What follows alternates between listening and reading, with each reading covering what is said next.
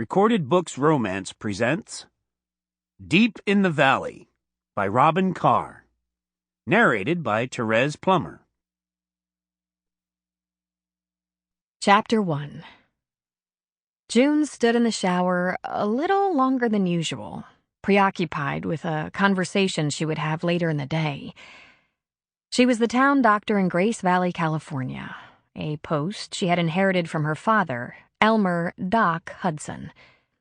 Elmer was 72 and playing at retirement, which was a polite way of saying he didn't keep hours anymore, but he stayed in his daughter's business all the time.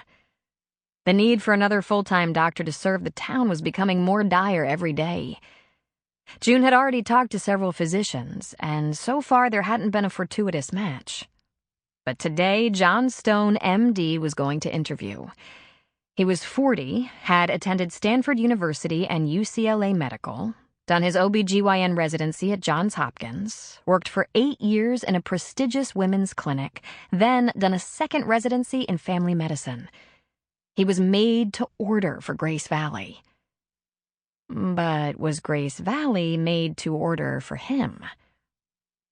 She tried to picture him, a yuppie from Sausalito. He'd probably passed through town while on a wine tasting tour and begun fantasizing about the good life here. The beautiful landscape, mountains, valley, and ocean seduced more and more transplants from the cities every year. Or perhaps he'd been on a family vacation, doing the bed and breakfasts up the coast. But no, she thought. Maybe a rich friend from San Francisco had a huge summer place nearby, someone who didn't need to eke out a living from the town.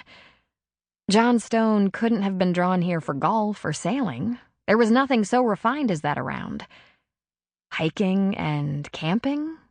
Maybe, but only for a true woodsman. So what's he doing here? He'd say he was looking for peace and quiet and beauty and safety, all of which were plentiful in Grace Valley. Apple butter, heirloom quilts, unlocked doors, front porches, and pies cooling in kitchen windows. Country life. Decency and simplicity.